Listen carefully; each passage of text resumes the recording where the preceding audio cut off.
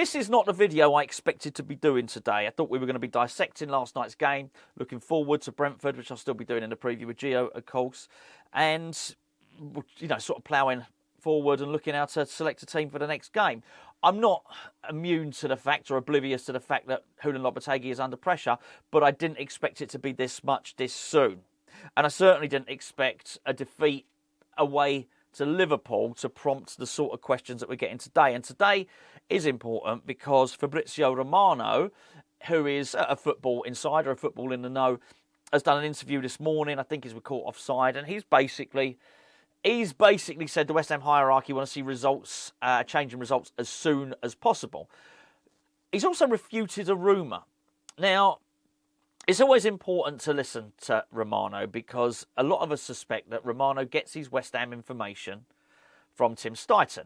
And he was certainly at the forefront of a lot of the breaking news throughout the season, both Romano and Plettenberg. So it's important to, to sort of take that into consideration. However, he started, I think, by disputing or debunking a rumour which I didn't think existed. I mean, up until the point I went to bed last night and even got up this morning, I was not aware of this suggestion that Julen Lopetegui has 3 games left to save his job. That was news to me. So to hear that debunked and someone pretty much saying, "Oh, that rumour that you've heard," well, I haven't heard it. It's not true. Julen Lopetegui doesn't have 3 games left to save his job, but the West Ham hierarchy want to see a change in results as soon as possible. It goes on the article to say that the board are aware that there's been a change in playing staff, a change in coaching staff, and obviously that can take some time to implement change, but they want to see change as soon as possible. They want to see results as soon as possible.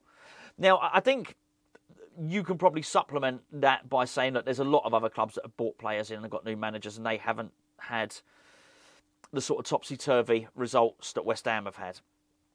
And I do sort of get the criticism after the Liverpool game to some extent because I think if there was one thing that people were hanging their hat on, it was that actually our away form's okay. So whilst we've been crap at home, we'd obviously got a result away to Fulham and obviously we'd got a win against Crystal Palace. So away it was fine. Obviously we go last night to Anfield and it wasn't the Liverpool strongest team and far from it. And then we go and lose 5-1, which matches last year's result in the same competition. Not good. I absolutely understand it. But I am still surprised that this has been leaked now. That it's weird. Basically, it's disingenuous. It's a supportive message. No. It's a threat wrapped up in a supportive message. It's a wolf in sheep's clothing. That's what it is. It's saying we understand and blah, blah, blah. And oh no, there's no 3 games, but results better pick up quickly. If it honestly was a case of nothing to see here, then this wouldn't have even reached the news. And we will never know, and we can only say allegedly, I suspect that this has come from Tim Steidten.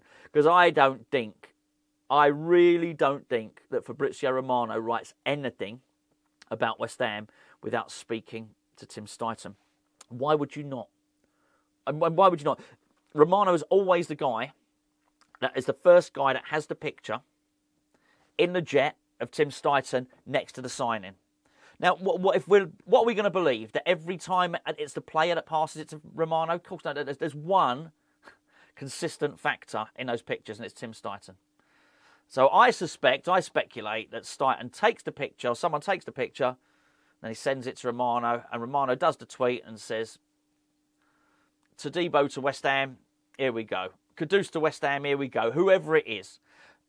So you have to. It's fair to conclude that they have each other's phone number, right? Why would you not? If you were Fabrizio Romano and you'd heard a rumour about West Ham, would you not check it with the West Ham Director of Football if you had his phone number? Of course you would. And that's why I believe this information is out there.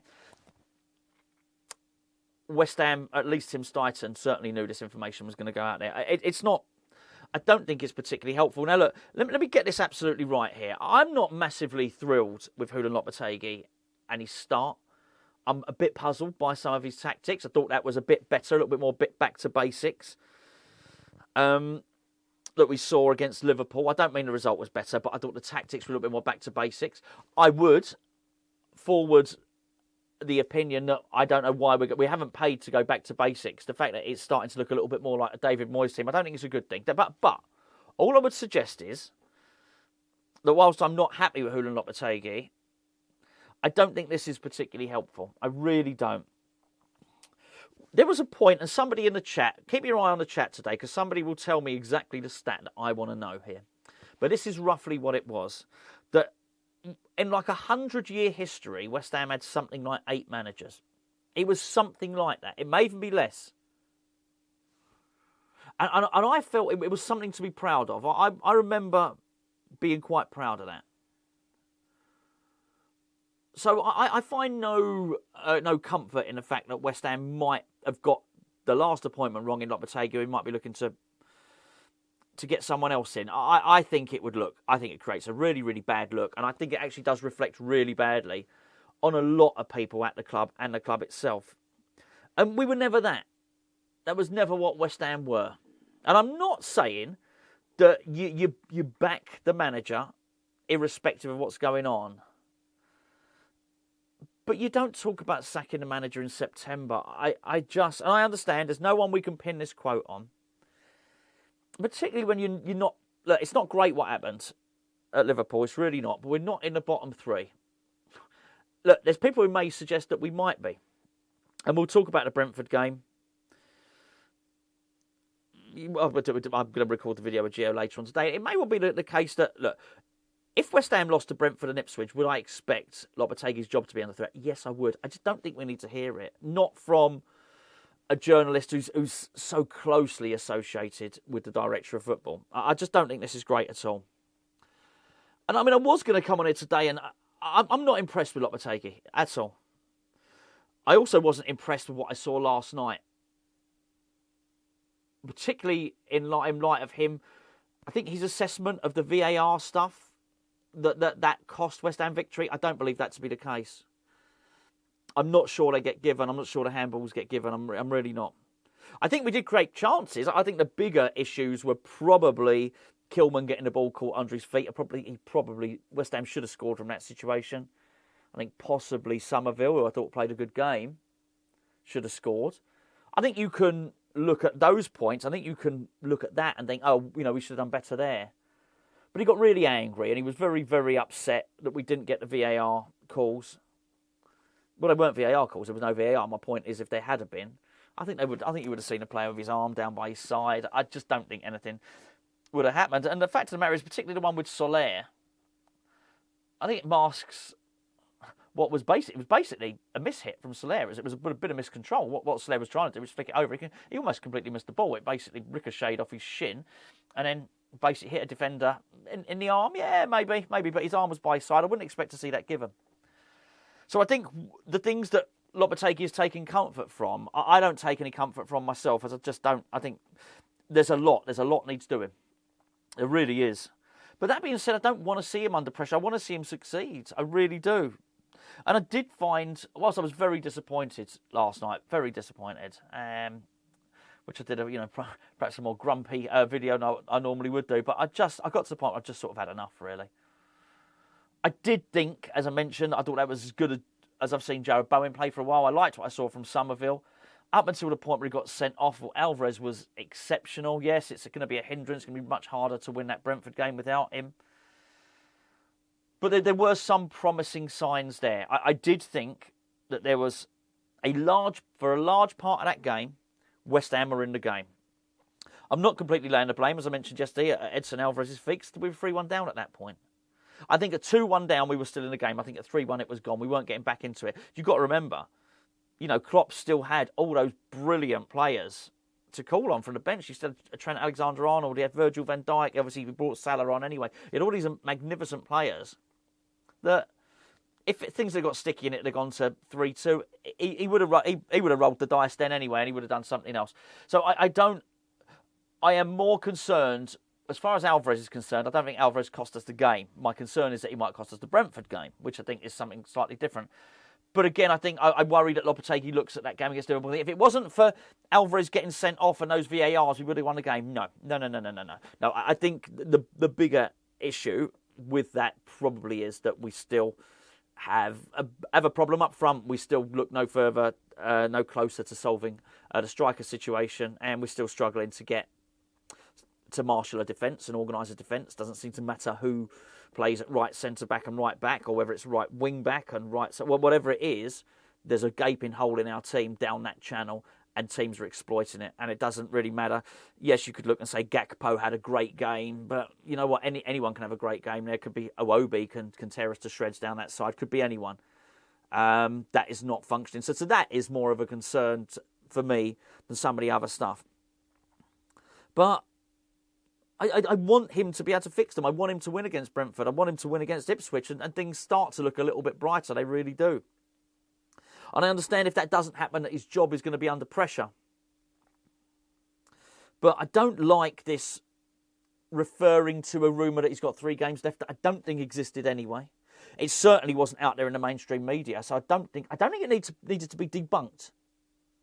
I don't think enough people were saying it that anyone needs to come up and say that 3 games left is not true.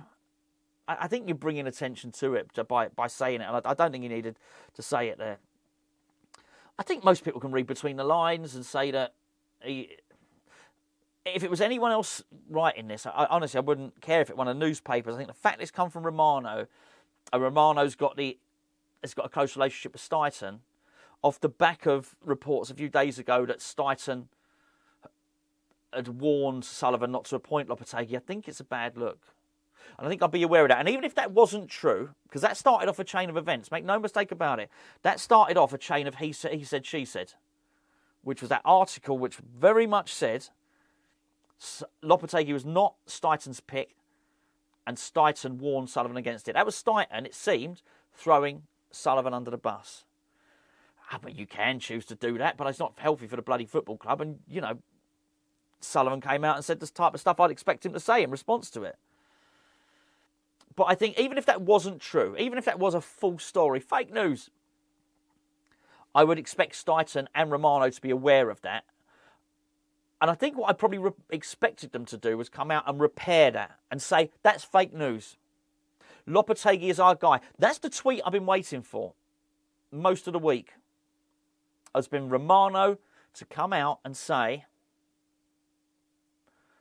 Tim Steidten was fully behind the appointment of Lopetegui. The silence is deafening. Well, that tweet that I wanted to hear and expected to hear didn't happen. What we got instead, there's been no denial of that, which makes me suspect it's true. Well, I think it's true anyway, by the way. Let me just say that. I do think that Lopetegui was Sullivan's selection. I just don't think it's healthy for the director of football to be saying, hey, he had nothing to do with me. I hate it. I hate it. Always hate it. Hate it when it happens with the players. Hate it when it happens with this. So I think with that in mind, I'm very, very surprised to see this stuff coming out where basically the West Ham hierarchy wants to see a change in results as soon as possible. That doesn't help Lopetegui. It just undermines him. And I think if you're going to undermine him, let him go. I don't want him to be let go. I really don't. I find the whole situation quite embarrassing for West Ham, actually. But I don't feel this 3-game stuff particularly worked in the past, and I don't think it's going to particularly work now.